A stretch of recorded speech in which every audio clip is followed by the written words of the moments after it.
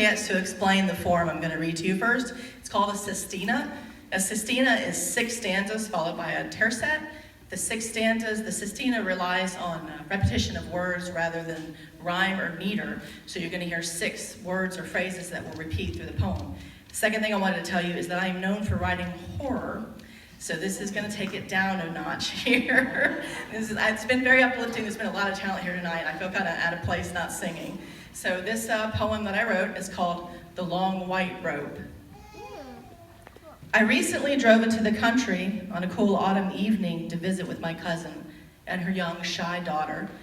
I found them playing in the backyard near the edge of a forest. My cousin looked tired, though of good health and mind. Her daughter, Mary, not so much, for she appeared ill and sickly as she played at the edge of the darkened path, bordered by a long white robe. My cousin called out to Mary to mind the long white robe. The child seemed indifferent, but her mother fussed after her all evening.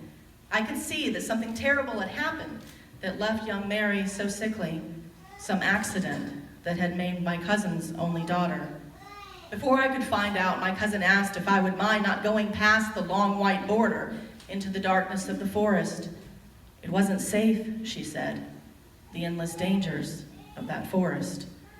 I said I would obey, but asked for the need of the long white robe. My cousin waved away the question, laughing, saying, never mind. It's too bleak a subject to discuss on such a beautiful evening. I agreed, yet kept a careful, close watch on her daughter, who moved among us like a phantom, so pale, so thin, so sickly. Later, as I lay in bed, I thought about the child and how she seemed sickly, so pale and light, like a spirit, flitting from place to place in the shadows of that forest.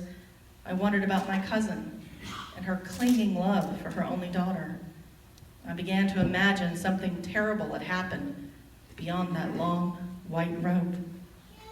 Because I needed to know the truth, I slipped out into the evening to see with my own eye and make up my own mind. So I went beyond the border, the one my cousin said to mind, and before long I stumbled across a sight that left me as sickly as the young and troubled Mary. At my feet, a rocky maw yawned into the evening. I glanced down into a natural chasm in that dangerous forest. At the bottom of the pit, beyond the long white robe, lay the skeletal remains of a child, my cousin's own daughter. Only, the longer I looked, I knew it wasn't my cousin's daughter. The body was too large, the tattered dress too big, and never mind, it wasn't the only skeleton in the pit beyond the long white robe. Hundreds of bones lay scattered below. I realized this too late to stop the sickly feeling of being shoved by little hands over the edge, past the dark of the forest and into the pit. I cried out as my bones cracked and shattered the quiet evening. Through tears, I looked up to the daughter, smiling down at me, her grin gruesome and sickly. My cousin said, I told you to mind the border, then followed Mary back into the forest.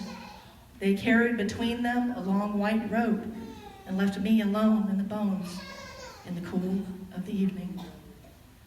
Thank you.